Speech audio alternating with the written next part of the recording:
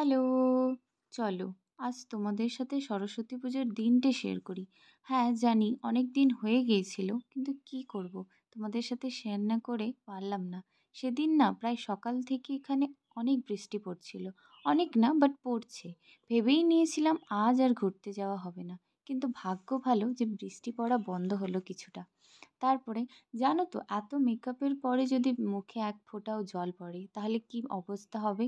বৃষ্টি শেষ হওয়ার পরপরই আমরা বেরিয়ে পড়লাম ঠাকুর দেখতে। যেহেতু আমাদের পাশেই কলেজ আছে তাই হেঁটে হেঁটেই পৌঁছে গেলাম কলেজে। কলেজে না অনেক ভিড়। এখানে সরস্বতী পুজোটা খুব সুন্দর হয়। আমরা না হয় প্রথমে ভেবেই নিয়েছিলাম যে আজ আর ঘুরতে যাওয়া হবে না। পুরো প্ল্যানই শেষ, কিন্তু সরস্বতী মা আমাদের কথা রেখেছে। আমরা ঘুরতে গেছি। মজার ব্যাপার হচ্ছে যে আমরা আর সরস্বতী পুজোর মার শাড়ির কালারটা একই। দেখো দেখতে বেশ ভালোই লাগছে আর আমারও খুব ভালো লাগছিল।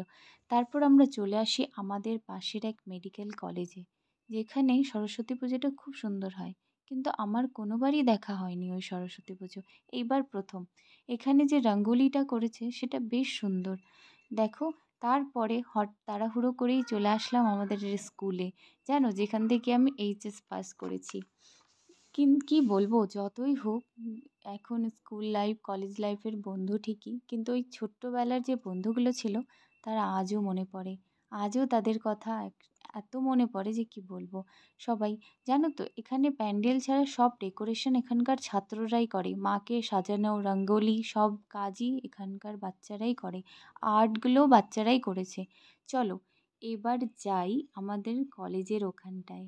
ওখানটায় যাওয়ার পরে আমরা সেখানটায় কিছু ডান্স করার পরে আমরা আবার, আমাদেরকে তো বাড়িও ফিরতে হবে, আসলে অনেকটা রাত হয়ে গেছিলো। দেখো এখানে সবাই মিলে এত ডান্স করছিলাম সেদিন, কি বলবো, জীবনে প্রথমবার আমি নিজের কলেজে যেয়ে ডান্স করছিলাম। ওখানে প্রায় 2 ঘন্টা ডান্স করার পর আমরা চললাম এবার বাড়ির পথে। আসলে অনেকটা রাত হয়ে গেছে। কেমন লাগলো আমার এই সরস্বতী পুজোর কাটানো কিছু মুহূর্ত তোমাদের? ভালো লাগলে প্লিজ সাবস্ক্রাইব করে দিও চ্যানেলটিকে, এবং এরম নতুন নতুন ভিডিও দেখার জন্য আমার পাশে থেকো। দেখা হচ্ছে পরের একটি ভিডিওতে।